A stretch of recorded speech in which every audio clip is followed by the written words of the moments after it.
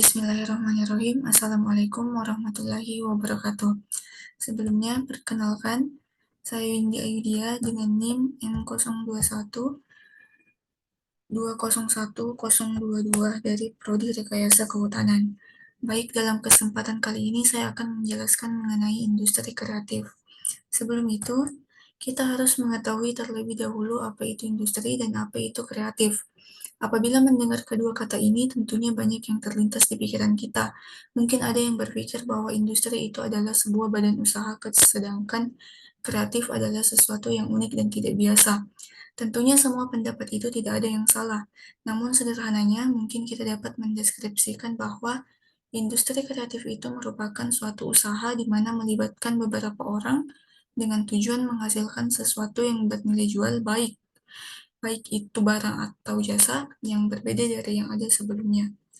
Baik, saya akan menjelaskan eh, salah beberapa industri kreatif yang ada di lingkungan tempat tinggal saya. Yang pertama yaitu brand minuman, yaitu Yokta, di mana inovasi bukan hanya terjadi pada bidang teknologi, tetapi juga pada bidang makanan dan juga minuman. Salah satu di antaranya yaitu brand minuman yang satu ini. Brand minuman ini menyediakan varian rasa yang cukup beragam, sehingga konsumen sangat tertarik untuk mencobanya.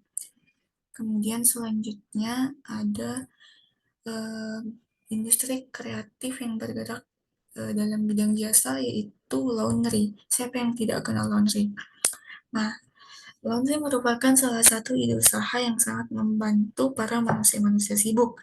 Bayangkan saja, apabila tidak ada seseorang yang memikirkan ide usaha ini, mungkin saja orang-orang yang memiliki jadwal kerja padat akan terkenal dengan julukan sekali beli, sekali pakai.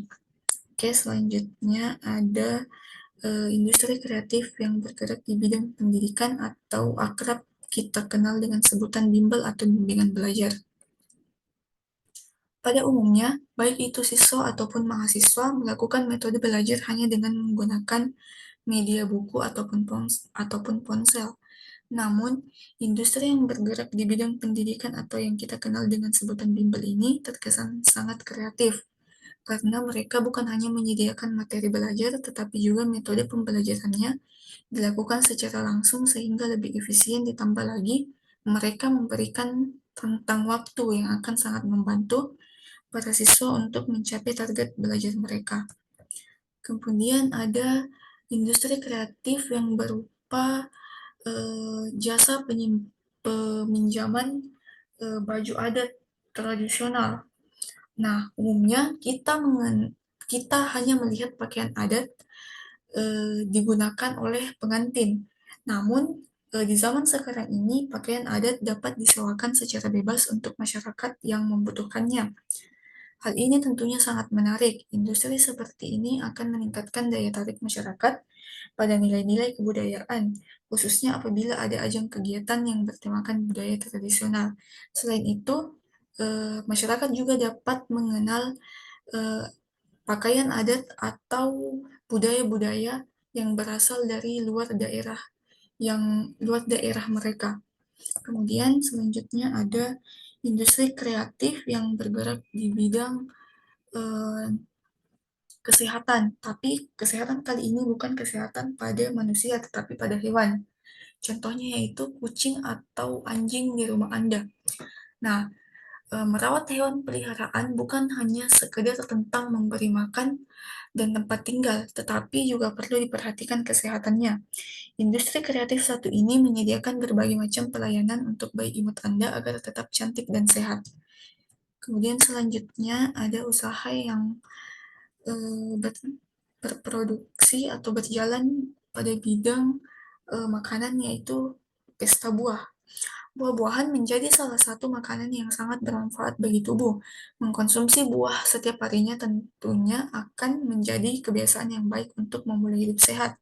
Namun, siapa yang menyangka bahwa ada industri yang menyediakan berbagai macam buah-buahan dalam satu tempat? Tentunya hal ini akan sangat menarik bagi masyarakat, terlebih lagi apabila masyarakat itu atau orang itu adalah seorang pecinta buah-buahan. Kemudian selanjutnya, nah, industri kali ini bergerak pada bidang olahraga, yaitu olahraga futsal. Olahraga futsal biasanya dilakukan di area terbuka dan pada umumnya di lapangan yang ada di sekitar kawasan tempat tinggal kita. Berpikir untuk menyediakan tempat bermain futsal untuk disewakan tentunya bisa menjadi rencana industri yang sangat menjanjikan. Terlebih lagi olahraga ini sangat digemari oleh para kaum lelaki dan tidak sedikit juga wanita sekarang sudah mulai memainkan olahraga yang satu ini. Kemudian selanjutnya ada industri yang bergerak pada bidang transportasi, yaitu rental bus pariwisata. Liburan merupakan suatu kegiatan yang wajib dilakukan untuk menghilangkan stres saat lelah bekerja. Mengunjungi tempat-tempat yang indah bersama keluarga ataupun teman dapat membuat tubuh dan pikiran kita segar kembali. Namun yang menjadi masalah adalah tidak semua orang memiliki kendaraan untuk liburan.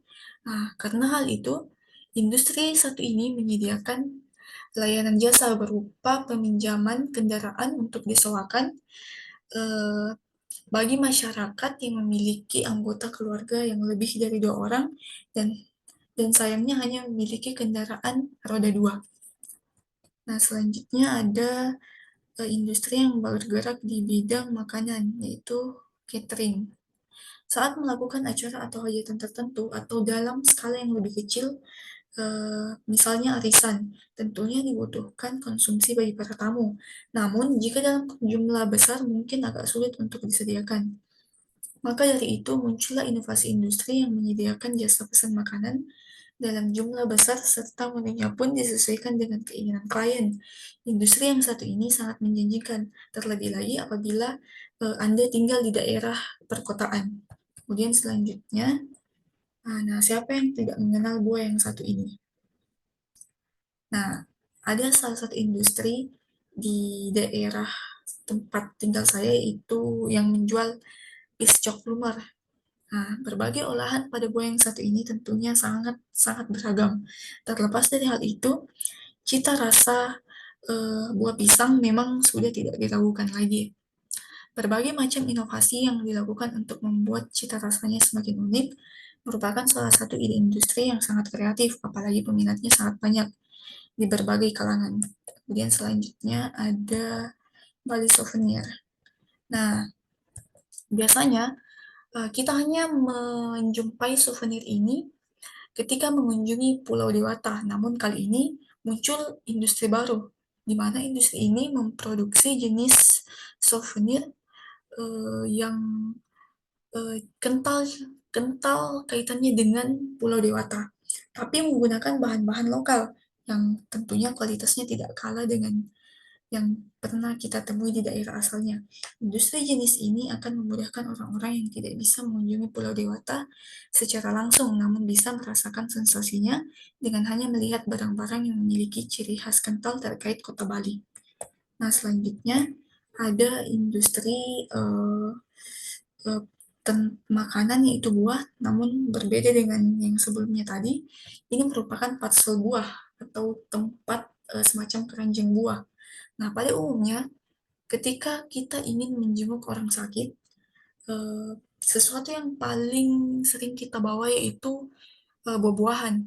Nah, eh, namun ketika membawanya biasanya kita menggunakan kantong kresek. Namun hal itu cukup efisien, tapi cara tersebut sekarang sudah terbilang sangat kuno dan sudah sangat jarang ditemui karena telah muncul industri yang memproduksi tempat buah atau keranjang buah yang terkesan lebih menarik dan mewah.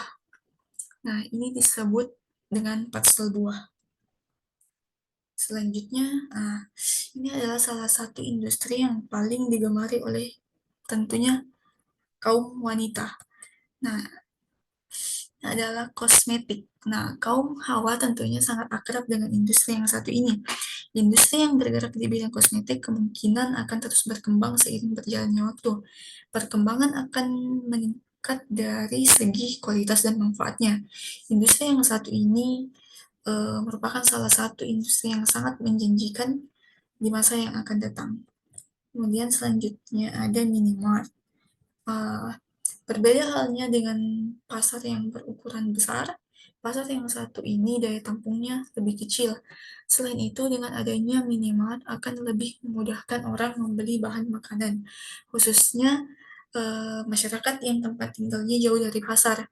Selain itu, pasar kecil yang satu ini juga menyediakan fasilitas berupa bangku dan meja yang diperuntukkan untuk para pengguna jalan atau para driver ojek untuk beristirahat sejenak eh, untuk menunggu orderan selanjutnya. Kemudian yang terakhir yaitu fashion.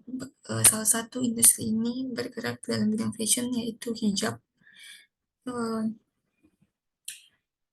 Salah satu brand ini em, sangat dapat dikatakan sangat bagus karena saya pribadi juga eh, hi- menggunakan hijab dengan brand ini, di mana saya membuktikan bahwa kualitasnya memang sebanding dengan harganya.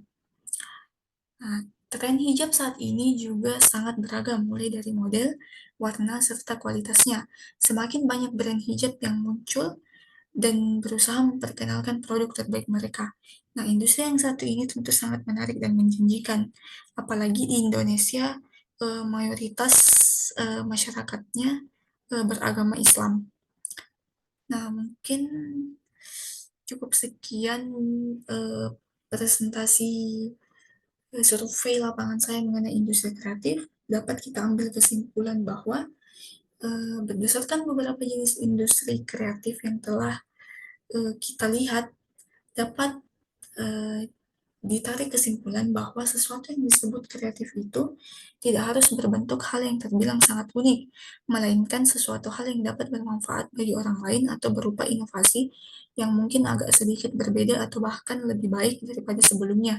Industri kreatif sangat beragam jenisnya, namun yang menjadi poin utama yaitu bagaimana kita tidak menghilangkan atau merusak nilai guna yang sebelumnya ada, dan sebagai gantinya, kita mungkin dapat berupaya meningkatkan daya gunanya agar dapat mengubah nilainya atau meningkatkan nilainya dalam eh, analoginya kita berusaha kita berusaha mengubah nilai yang awalnya A minus menjadi A.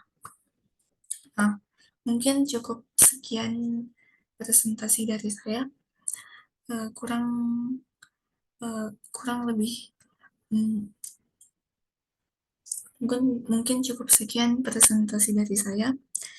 Eh, Wassalamualaikum warahmatullahi wabarakatuh.